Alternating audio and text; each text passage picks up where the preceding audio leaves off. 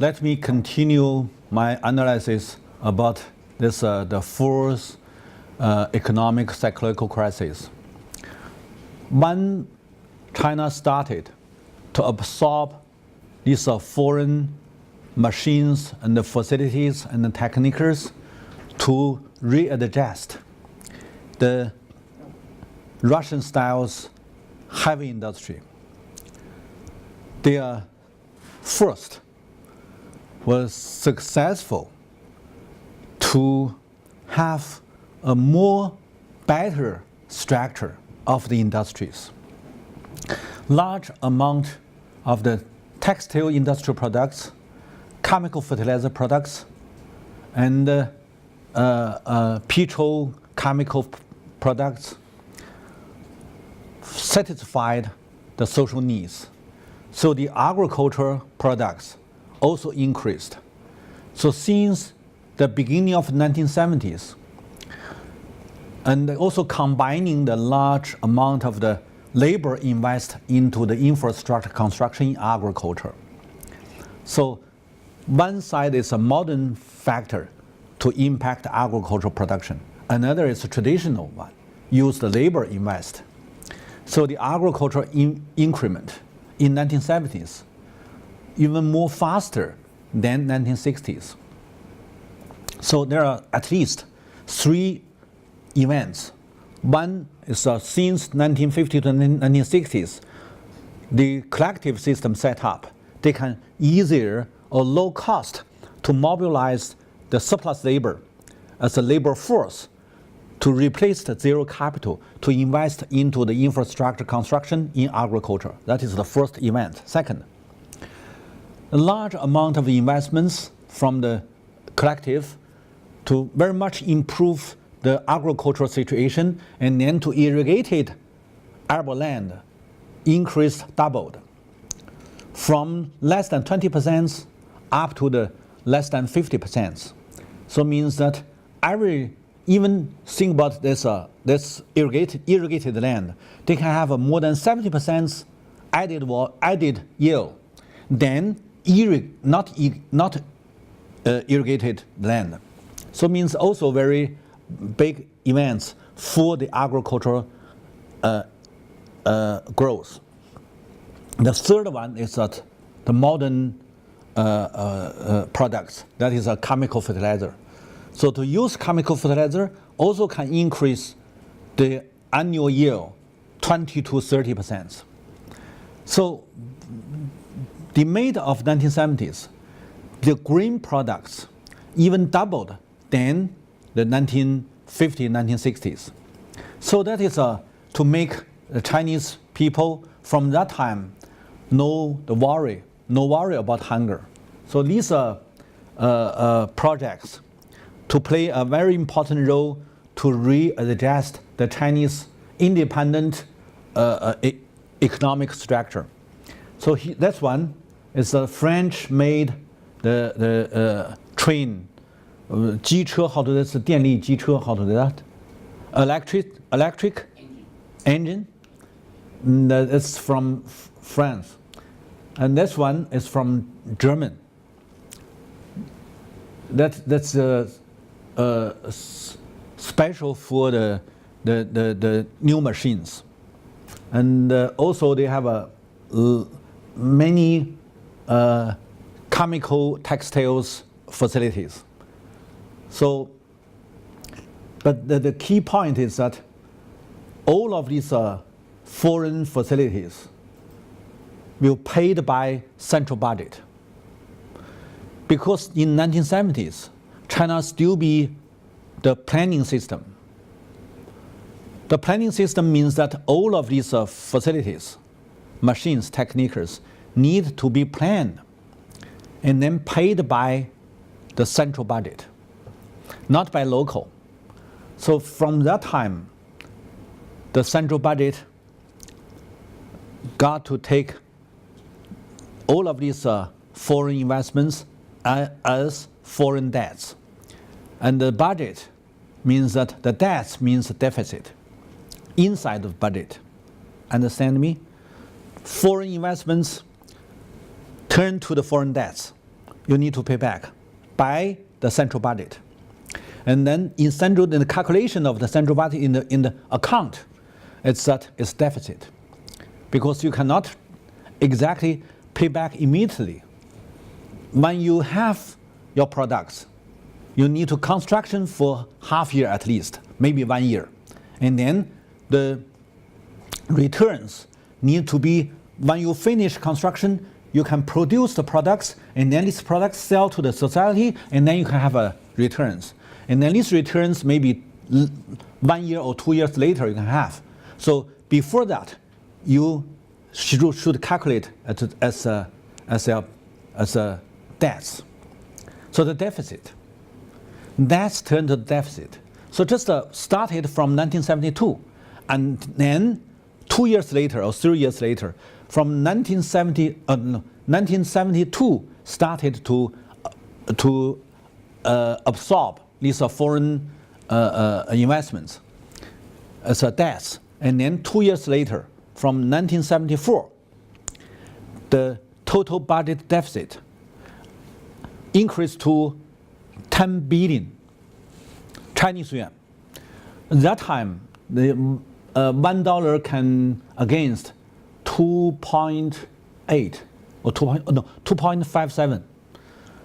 2.57 means that 10 billion Chinese yuan can turn to 4 billion or less than 4 billion.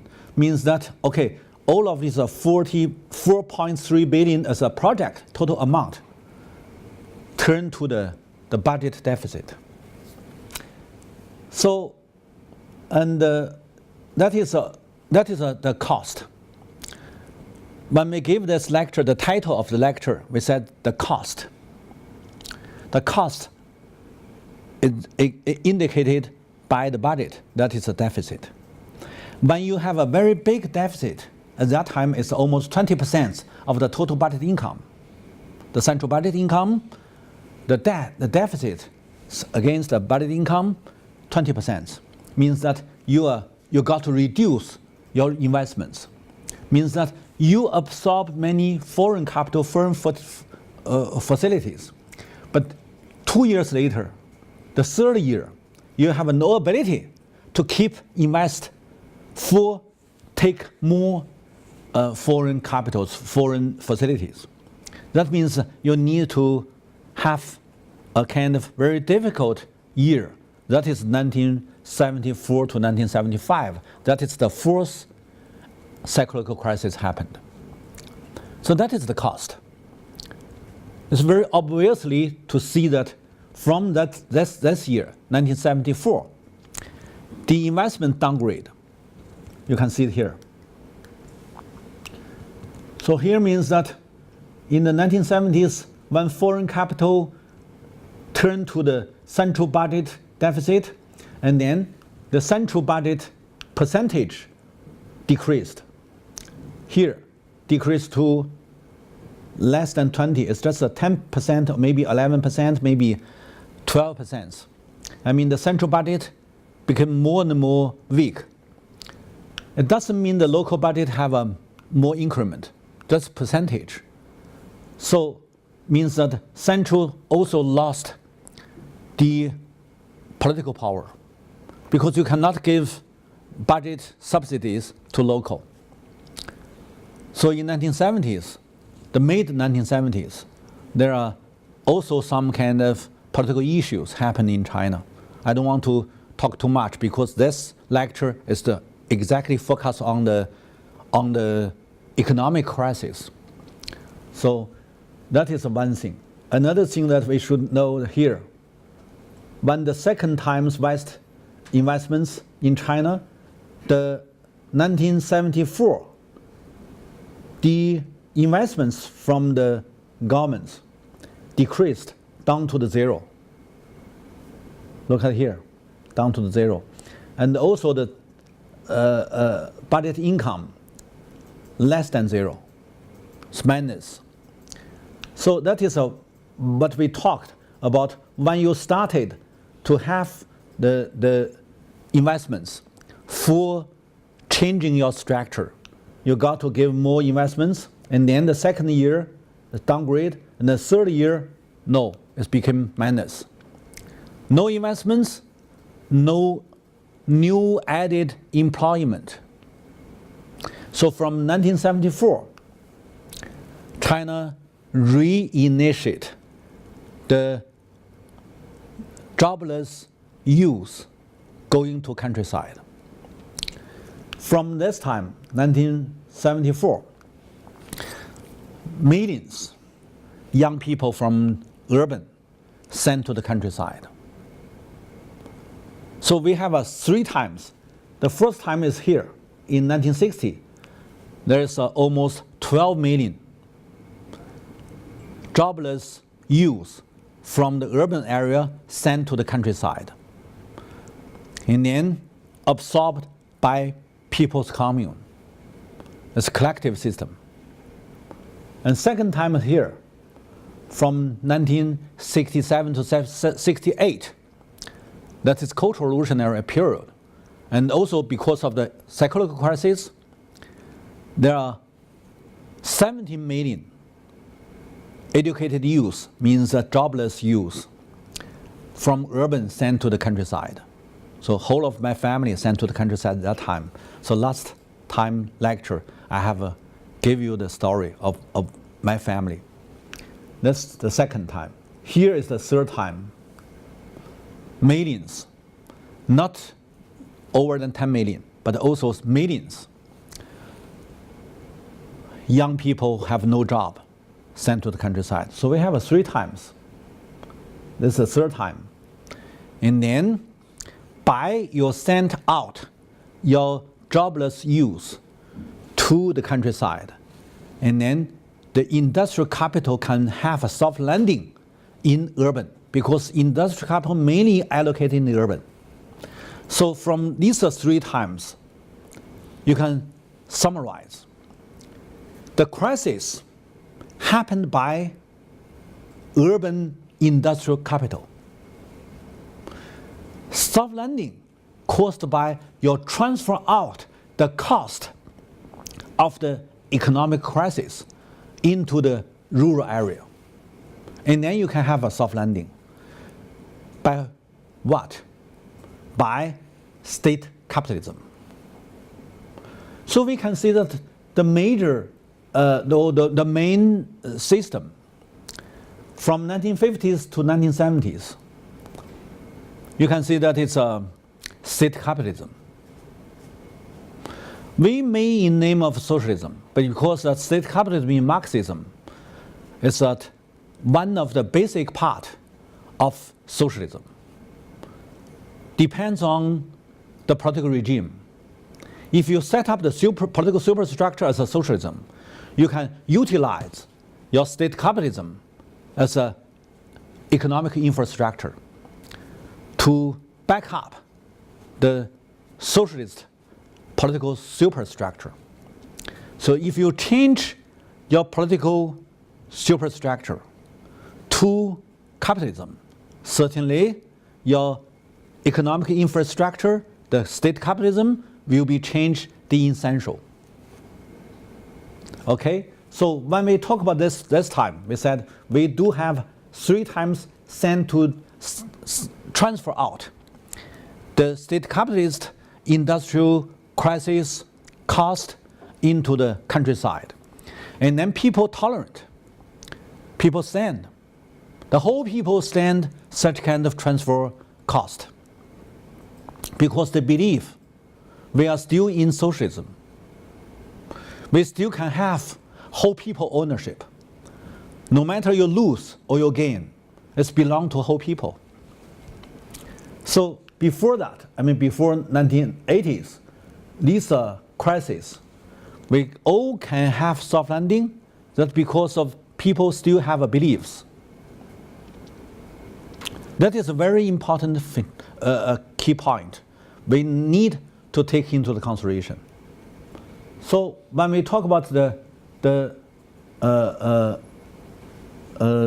crisis, we need to know that it's because of the 10 billion, more than 10 billions deficit.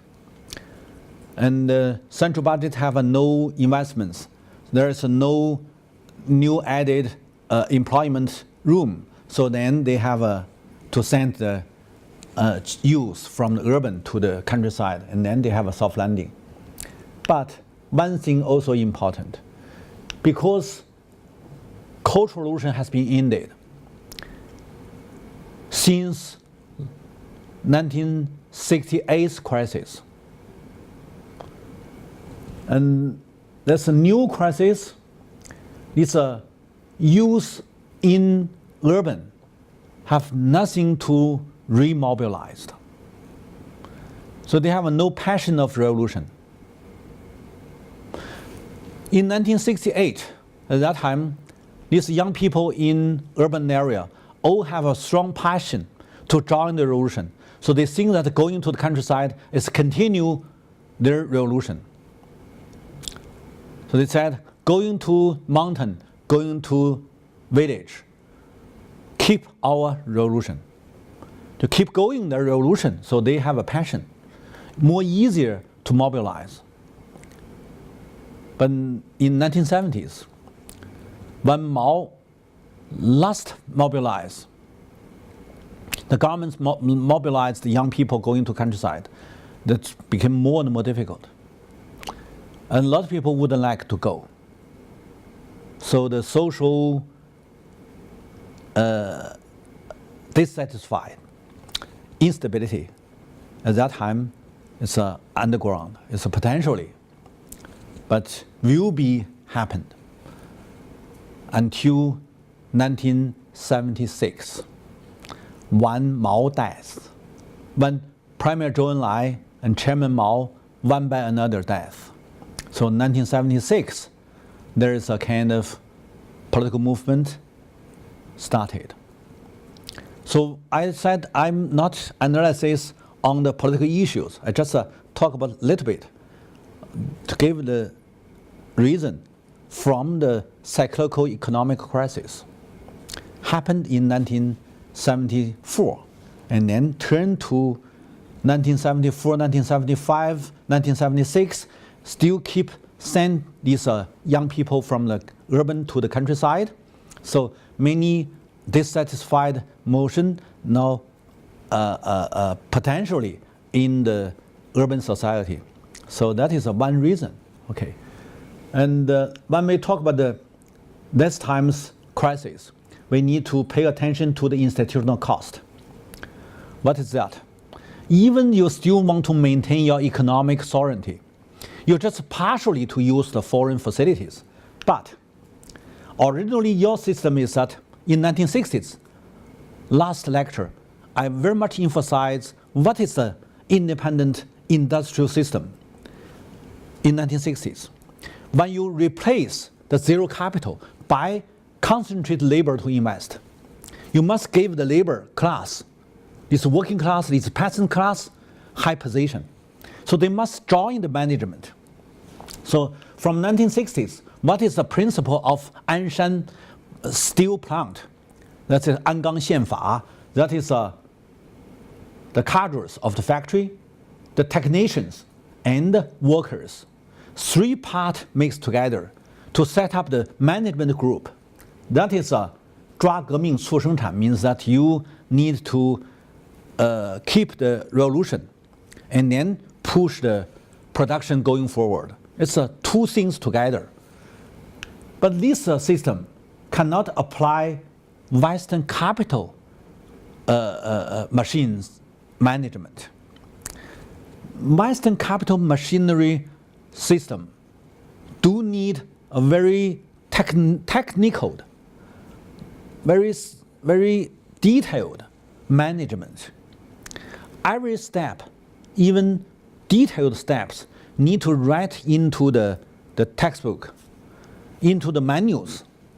And then you need to follow these manuals one step by another step. You don't need to have any creative. You have no any active behavior. You need just follow these books. So we did have set up a kind of system that's labor replace the capital. So last time I gave the final picture, the final page, to show that how to make labor-centered system. And then gave the explanation. But now when you have set up such kind of system, could hardly applied to foreign invested capital, foreign capital invested machinery system. So you need to have a new institutional transition. That is started from the mid 1970s when you built up these Western styles, westernized factory. There is somehow a lot of stories.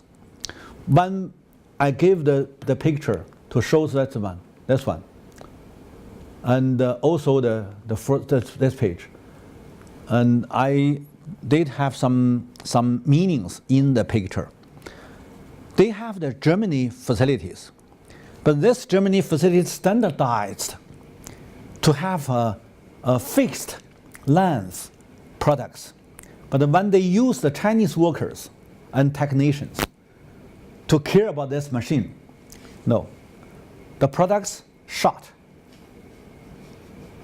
maybe 10 cm short. They need 170.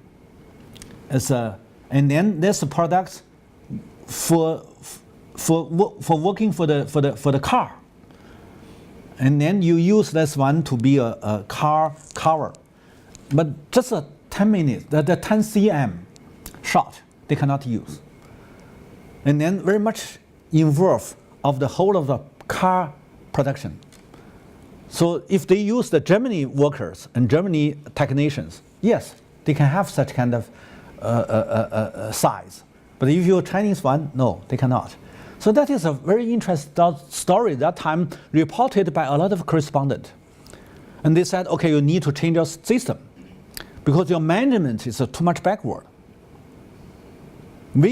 Our management is that we organize these three parts, and then they discussed how can we use this machine, and then we learn, and then we step by step to change the machine, apply to our situation. But you cannot change these foreign machines. So such kind of things to make China have the institutional transition cost. So that is one thing. The second one is also the geopolitics. Think about China at that time. You not sign the commitment, but anyway, the negotiation. China do have the commitment. Retreat from the world revolution. Not export any fighting weapons. So and so. There's much impact. The geopolitical influence in Southeast Asia and South Asia in other areas. So since the late 1970s, then beginning of 1980s, China less influential in the world revolutionary ally. So originally, Mao set up the third world structure. That is a revolutionary theory, followed Marxism, Leninism. So Maoism at that time accepted by almost all the world revolutionary organizations as a Maoism. Inside China is Mao thoughts, but outside China is a Maoism. It's because of it's a systematic revolutionary theory.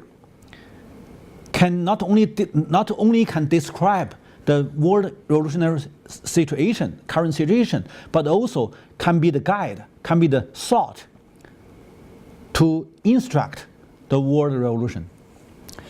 But when China not retreat, but not obviously retreat, but reduce the influence, so the worldwide revolutionary ally became weakened and weakened. So and then China regained their influence in the world situation. That is by economic power. Politically, there will be no grand narrative from China's side if there is no Mao. There will be no discord. It means that you have a less ability to join the world discord computation.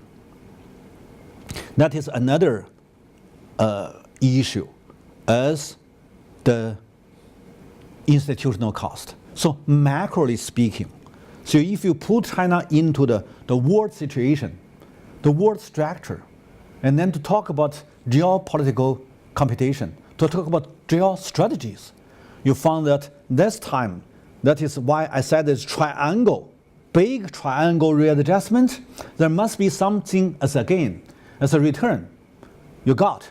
That is the return you got in China is a readjust the industrial structure, and then you have a lot of new products, and then you can satisfy the local needs, domestic demand increased, and then your economy step by step grows. That is a first China have a industrial growth. I said 1960s you need to pay double price, double cost for maintain. It's because of a tension relationship among China. You have a very heavy pressure, so you need to pay to move these coastal industries into the mountain area in Western China. That is a big cost. You paid, and then you meet the serious economic crisis, and then you got to send your cultural revolutionary participants, that is these students in the schools, send them to countryside, and then ended the cultural revolution. That is exactly Marxism, because infrastructure crisis very much impact the political issues. But nowadays also, you did have economic returns, but you also have a political cost. That is also why we need to give more explanation to the social movements. Nowadays, a lot of third world social movements have no instruction.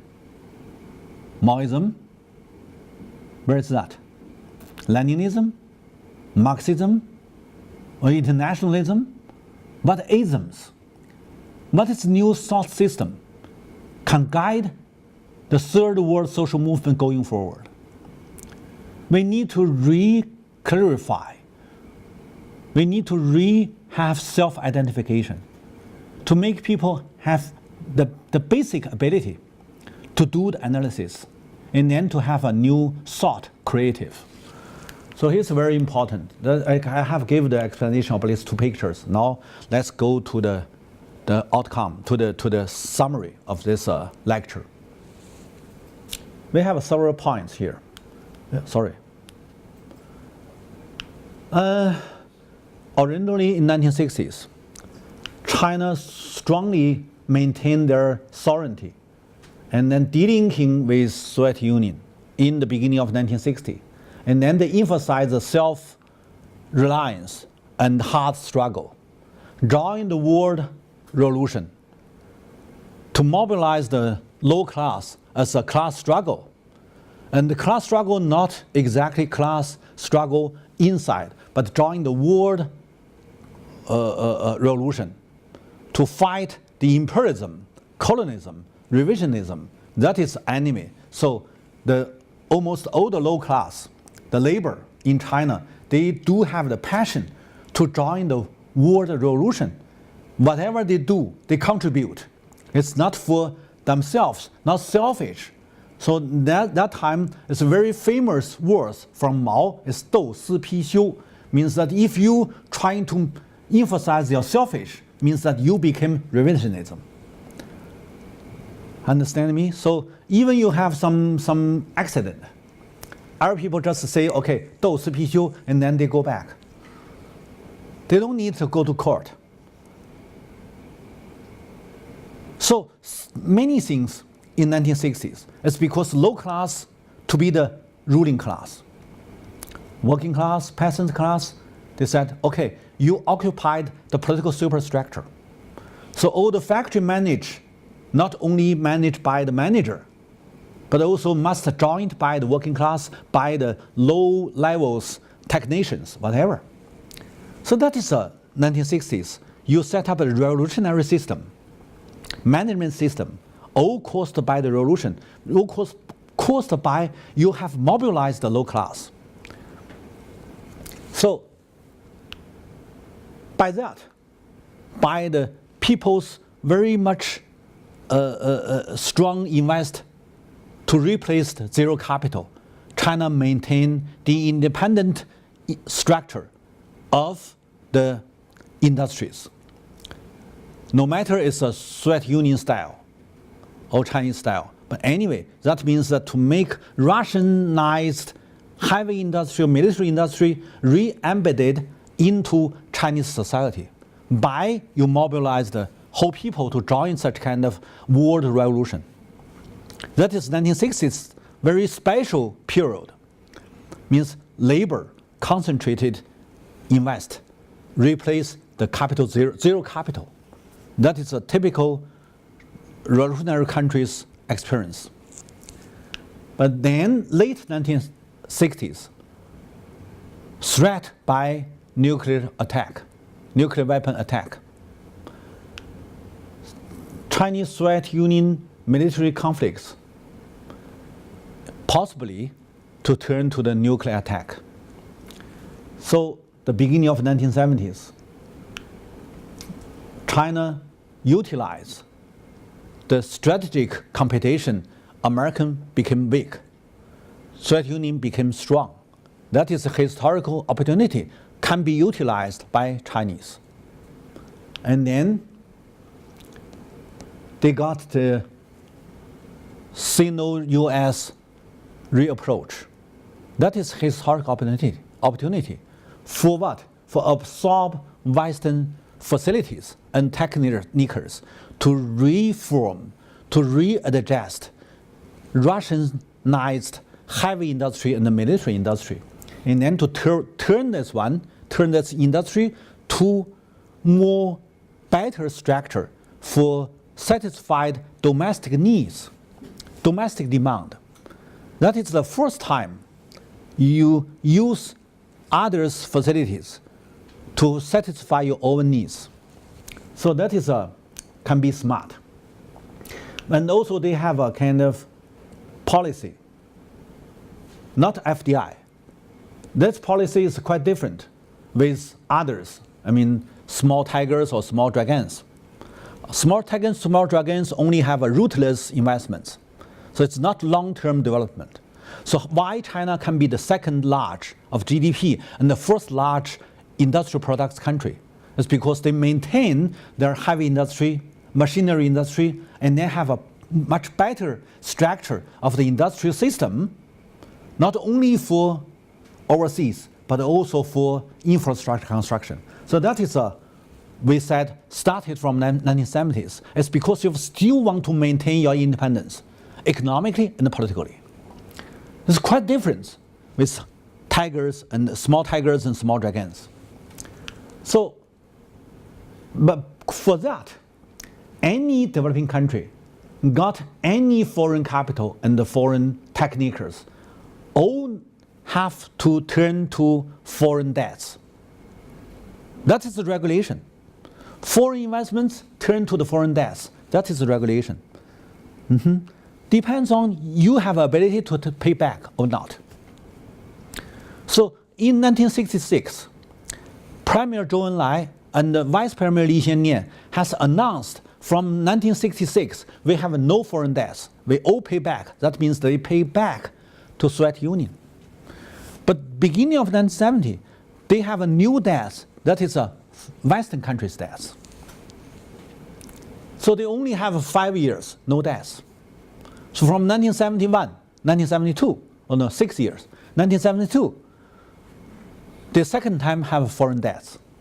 And then these debts turn to the deficit. Deficit increment means that you have no ability to keep more investments, to move your economic growth again. So it means that you cannot stabilize to have a long-term growth. What's wrong? No power. I will finish faster. It's okay now. So and then the further investment ability downgrade means that you have a no job room, no room for new job. So you got to send the young people to the countryside. But when Mao still be there, still be alive, the continuum of revolution is the thought. People still have the passion. That is a low cost to make youth going to the countryside. And then to make the state capital economic crisis have chance for soft landing. But that is the last one. By send unemployment young people to countryside to solve your problem.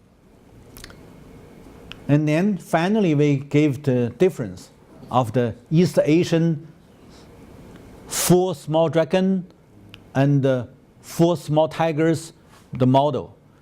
I said here is my arguments. It may not apply to big continent country.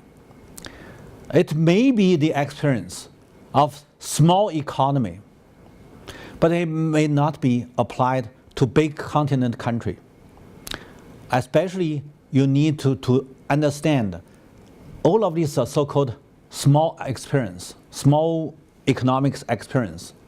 It's rootless investments or rootless capital. It's more easier to take the revenue from the investments. And it's also more easier to seeking another revenue, institutional revenue, in other place. So they move, not stabilized. So nowadays, these are small economy, no matter it's Chinese Taiwan or Hong Kong or South Korea or Singapore, they don't need to criticize. Because their economic growth mainly come from this rootless capital. And then this rootless capital move to other place. You don't need to complain others. It's because of you don't have your own model. You don't have your, indeed, you don't set up any independent economic model for yourself. So that is my arguments when I going to finish my lecture. I said this one. Later, this rootless capital invest into the coastal China to make coastal China have a 10 years growth. And then 10 years later, they need to take large amount of migrant labor from inland provinces, from Sichuan or Guizhou, even Gansu and these provinces. It means that their local labor has been increased their price. So they got to use these migrants. That means the migrants laborers from these inland provinces, they take the cost. So that is because of the coastal provinces, coastal area, these cadres, they think that they make a big success. But indeed, means they take big revenue from inland China and then transfer a lot of trouble to inland. And then inland China, these provinces, especially the rural area, became poor area. It doesn't mean success. Okay, so I hope that all the audience, when you hear about such kind of comparative experience study, you may have your own thinkings. Thank you. I finished.